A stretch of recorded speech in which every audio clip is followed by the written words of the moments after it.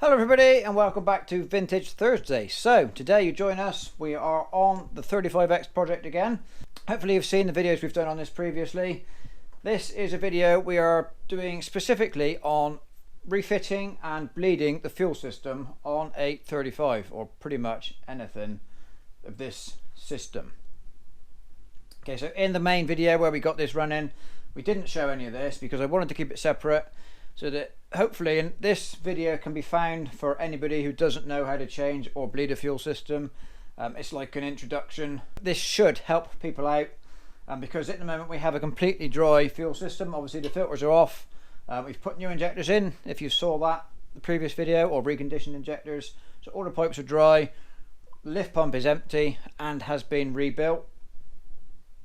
So this video is going to go through getting a completely dry fuel system primed up, bled through and ready to start, and started. Didn't film the taking apart. It is already took apart, it is cleaned, and it was a mess. I should have filmed it really. But the fuel system on a 35, the tank is obviously above the engine, goes through a tap. There is a little filter on top of the tap that often get blocked.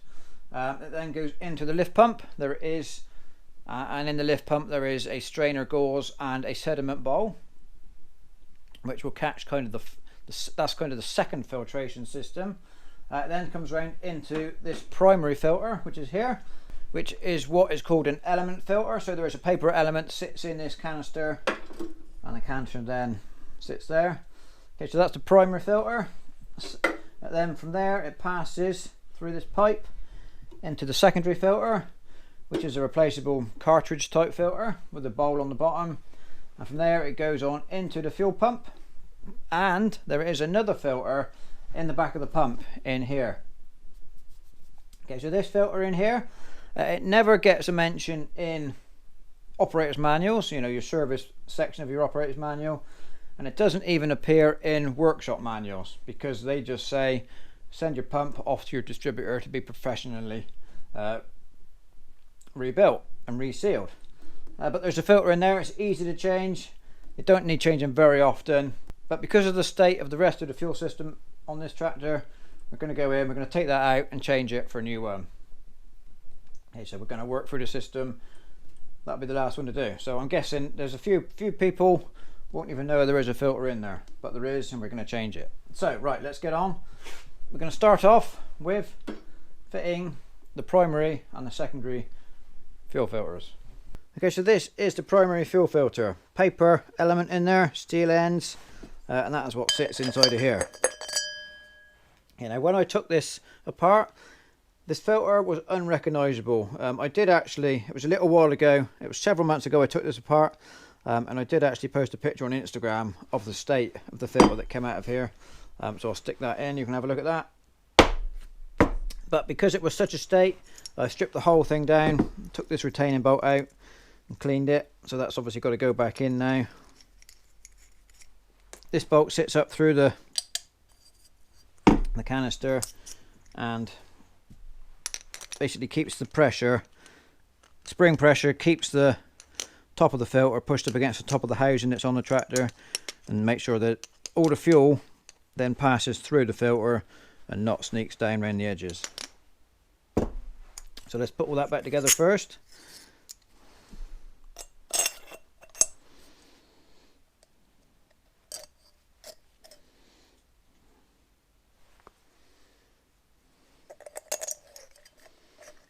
Yeah, so that's held in there by spring pressure, and then this little clip just clips onto the screw thread, just to make sure when you change it, it doesn't all fall apart. Okay, so we will put our new filter in there. Okay, so that filter sits in there. You can see the spring pressure. We'll then seal it up against around here, and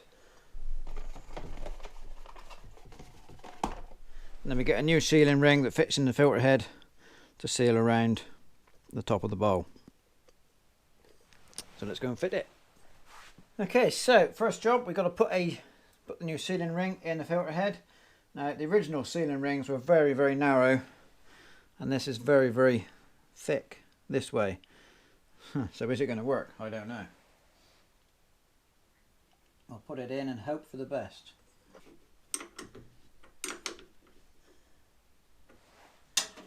hopefully that's holding. I wouldn't be surprised if we had a leak around here. We'll wait and see. Anyway, we need to make sure on the bottom here is a little drain plug for draining any water that you might get in the fuel system. I did try and undo that. It's very rusted, so I haven't undone it. I've just left it, hope for the best. But you want to make sure it's available, not hidden away in the back. That's that first one in. Secondary filter now. So again on this one, the sealing rings. So there's a little one in the center.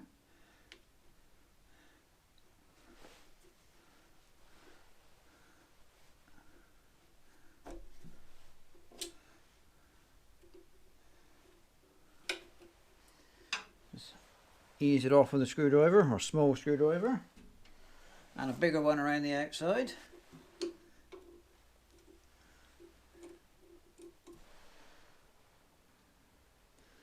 You can see that when that one was put in, it's a little bit twisted. So you've got to make sure they go in square and not squashed like that.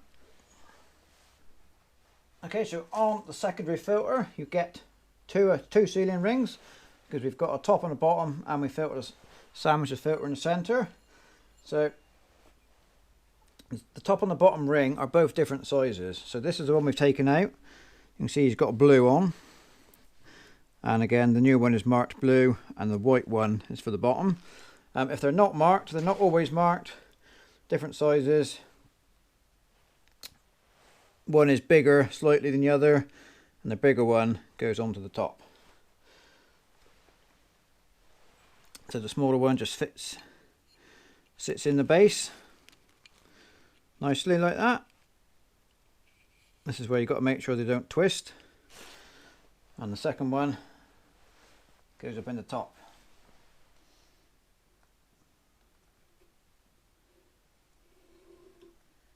Should stay there on its own fairly easily.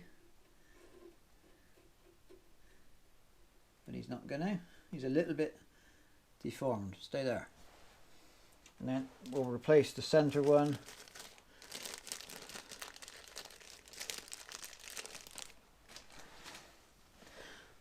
Just a conventional O-ring.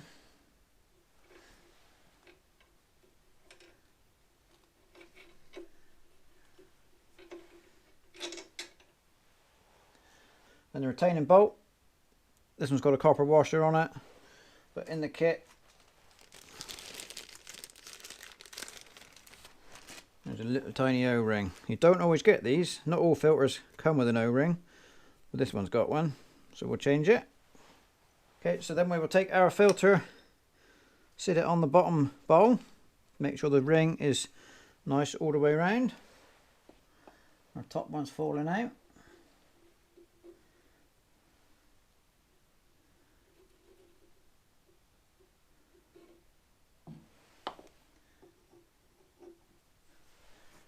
And then just bolt down through.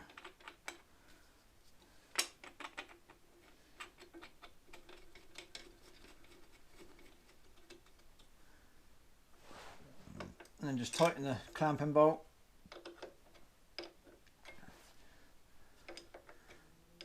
Just enough, just to stop it turning. If you find it's leaking when you're pressurizing it, you can go a little bit more. Some tractors have a glass bowl on the bottom. If you tighten too much, that glass bowl will crack. Yeah, this is an aluminium one. It don't need to be too tight, but just enough so that it doesn't turn. That's that one done. So now we will move on to the hidden filter in here that nobody ever tells you about. So we'll just take the pipe off just to make it easy. Right, so I've just been idly undoing fuel unions, as you do, and I've made a bit of a discovery. This fuel system is actually plumbed in wrong. Okay, so we are on top of the secondary fuel filter that we have just put on. So this is an arrow inwards coming from the primary filter, as you would expect. Here is, okay, so in here is the outflow, and here is a return back from the pump. Okay, so if we follow the pipes, so the outflow is the back one. That comes round, follows the block down behind there, comes up to the front of the pump, and the return flow is plumbed in, follow the pipe round. This is where our filter we're after. Okay, so this should be heading towards the pump, or the back end of the pump, and this should be the return from the front end of the pump. So it's totally backwards. So that's just another thing that we have discovered that's not right on this tractor. Anyway, a bit more to sort out. And something else I didn't really want to discover. This here is very, very tight. Not coming undone easily.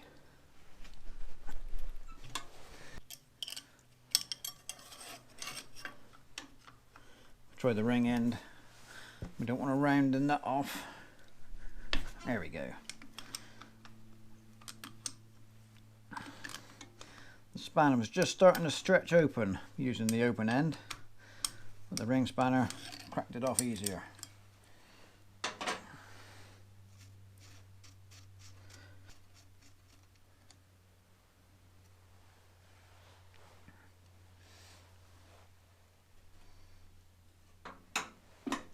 Okay, so once the pipe is removed, we get our spanner onto this outer nut. Let's see how tight this one is. Ooh, not too bad.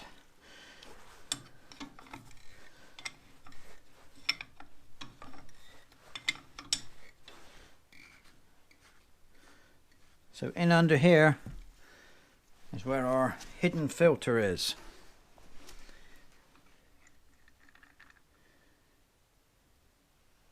Okay, so there's a spring in there. Some long nose pliers, take that out.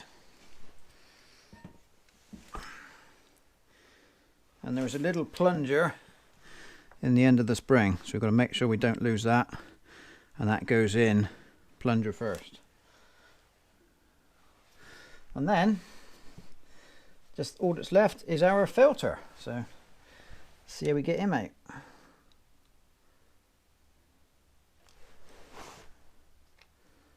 There we go. He's actually very, very clean. Oh, that's a total surprise to me. But there it is. There's the filter that nobody ever tells you about. But we've come this far. We've got a new one. We're going to put a new one in. So here we go, new alongside the old. So these are not difficult to get hold of. I bought two of them just on eBay. So about, I don't know, £3 something each. And just slide them in, spring back in the right way, and the plunger first, and then the nut back on the top.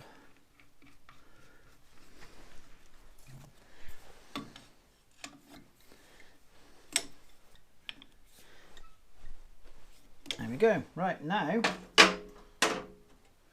we'll return the pipes the correct way around.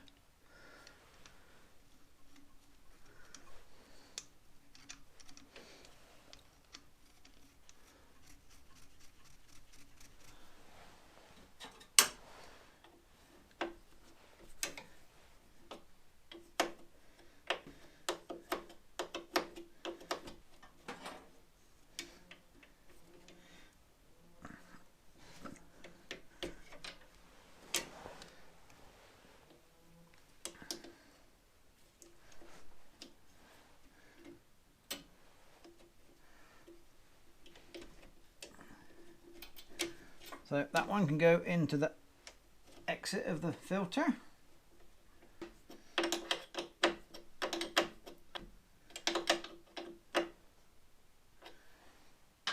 And then the return back into the return port.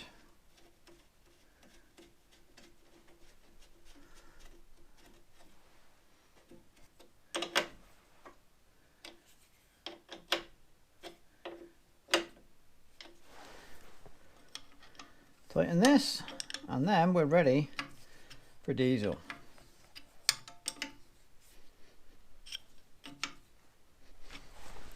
Okay, so now the filters are on, we are ready for fuel.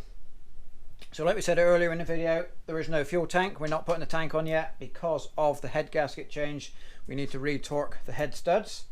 So we are, just to bleed it through, we are running from a temporary fuel supply. So we've just got a can there, a fuel line, a rubber fuel line, just cobbled on to what would be the tap. Okay, so this is the fit in that would sit onto the tap.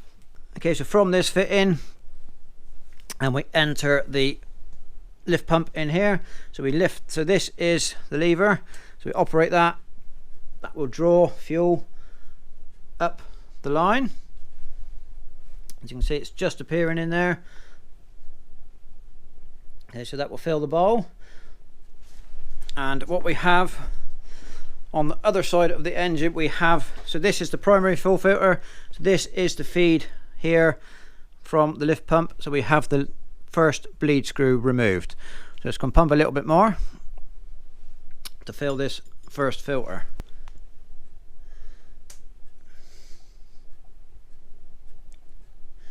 And so the bowl is now full. We've got a little bit of pressure on the lever. That is now sending fuel round, and that will come up through here. And when there's no bubbles, we'll put the bleed screw back in. There we go, first filter is filled. A few little bubbles in there. So we will close down that bleed screw.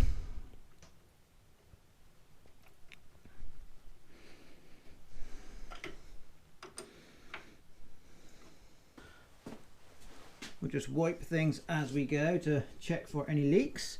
Remember, this was the fuel bowl with a incorrect sealing washer, so wipe that bowl off as well in the hope that it doesn't leak. Okay, so we will now, fuel's come in here, it will exit this way, come round into the entry point on here. Sometimes you get a bleed screw in this port here, but on this tractor it is connected to firstly the leak off rail on the injectors, and also it would return back through this port here, which goes up to the thermostat, the small fuel reservoir, and then when that is full, that then returns to the tank. So we're just catching that return line through again a temporary hose. So we'll just pump now to fill the secondary fuel filter. So you might not hear, but we are blowing air bubbles through this pipe, so that's good.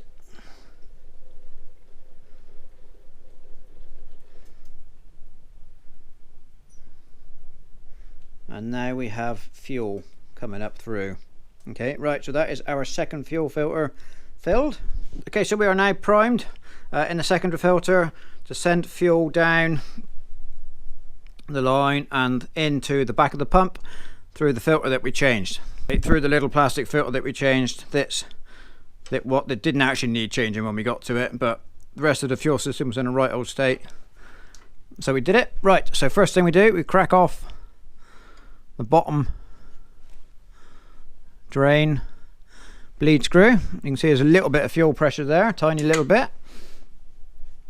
So we'll pump the lift pump again until we get fuel coming out of here with no air bubbles in it. Okay, so these screws don't need to be taken right out. There is a flat on one side, so that will allow the fuel to pump out. So we'll just put our catch bucket underneath. It will have a little bit of pressure behind it. Okay, so there we go. We have first bit of fuel with plenty of air behind it. That's what we need. That's what we need to get out.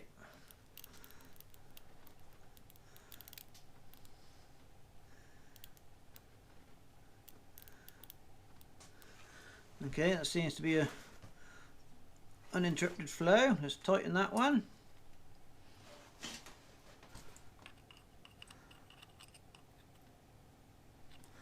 And then the top one, the same. You can see we've got a bit of pressure in there. We're issuing diesel already. Try not to spray it on the camera.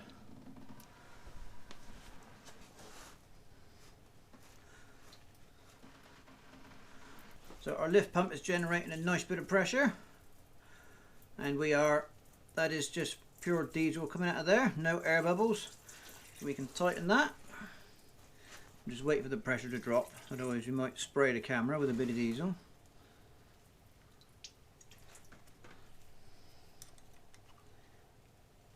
Right, just gently tighten. Okay, so now that is the filters and the injector pump fully primed. We can't manually fill the injector pipe, so what we need to do, get the battery on, we need to get cranking the engine over on the starter motor to fill these lines with fuel, and the nuts are loose at the top. Okay, so what we'll do, we'll just turn it over enough to get all of those bled through, and then we'll tighten them up and we'll go for the start. Okay, so here we go. Battery is on, we are in neutral. Let's crank it over and watch, it will come out of these round the unions. We just tighten them up one at a time.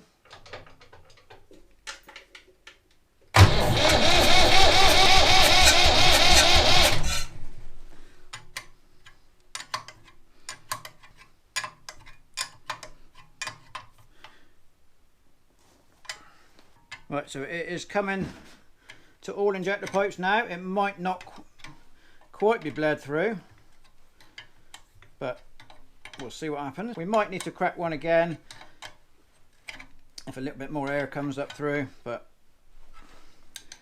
we'll try it, see what happens. You might see we've opened the door, you might see at the back it is foggy. It is about -2 or 3 outside. I have had the fire going for an hour. But the block everything is cold, the engine is cold, the battery is cold, and we don't have a starting aid. The thermostat is not connected because the fuel tank's not here. So what we're going to do, we're going to take the thermostat out and give it a little helping hand with a bit of flame into the air intake, just to give it a bit of a helping hand, because it is at quite a disadvantage today with the lack of temperature.